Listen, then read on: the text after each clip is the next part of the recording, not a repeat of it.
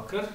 Arī es drīkstu sveicināt jūs šajā īpašajā svētku vakarā, un es par to priecājos. No vienas puses, ka tas ir video ieraksts, nozīmē, ka es esmu jau devies savās brīvdienās, un no otras puses, tāpēc, ka jums droši vien ir brīvs vakars, un jūs arī esat nolēmuši kaut kur izkustēties, atpūsties, kaut ko pabaudīt, un tā jau tas ir tajā baznīcas nakts vakarā, kad visvairāk jau kristieši mēs esam tā ceļā no baznīcas uz baznīcu apstīties, kā pie citiem paviesoties, un tas jau arī ir labi.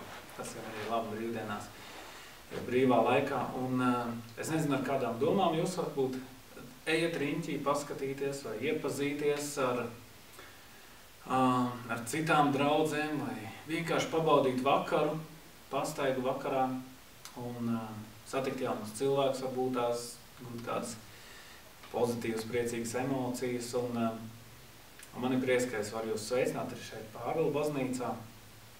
Un es šim vakaram, šim mirklim, es tā pārdomāju, gribēju jums dot līdzi kādu psalmu vārdu, jo es ticu, ka tādā piekdienas vakarā mēs bieži esam nedaudz noskrējušies pa visu nedēļu, noguruši, un ir tā sajūta droši vien, ka mēs esam daudz paveikuši un pelnījuši tādu zināmu atpūtu, atelpu, un es tādēļ gribētu jums nolasīt līdzi kādus pāris pants no 127. psalma.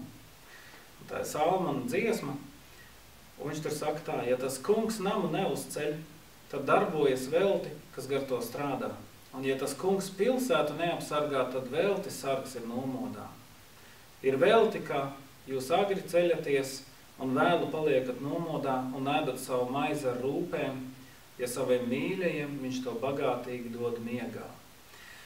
Un es šo psalmu gribēju dot jums līdzi, jo šeit ir mana mīļākā psalma pants iekšā, un ir saviem mīļajiem tas kungs dod miegā.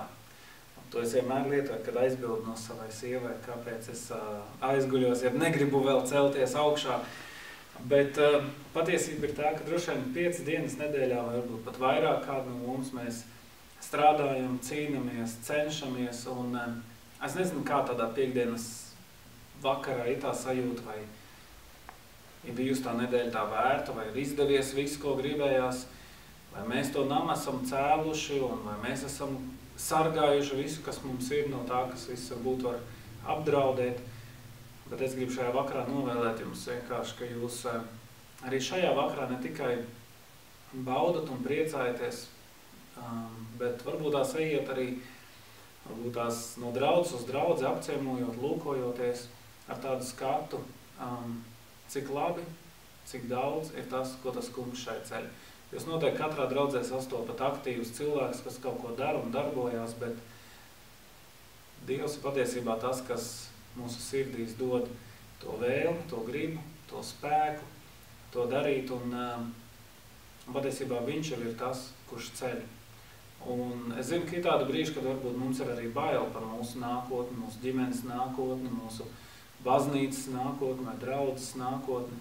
Tad patiesībā arī tur šis vārds, ko šeit Salmans saka, ka mēs varam velti sargāt, bet ja mēs to neusticam Dievam, ja mēs neesam ceļā ar viņu un viņš nesargā, tad viss tā mūsu sargāšana droši vien ir veltīga. Tāpēc es gribu novēlēt jums patīkam šo vakaru, iet cauri tam visam un priecāties un skatīties, bet vienlaicīgi varbūt tās arī pateikties Dievam par to, ko viņš dara tik daudzās dažādās vietās, tik dažādos veidos ar tik dažādiem cilvēkiem.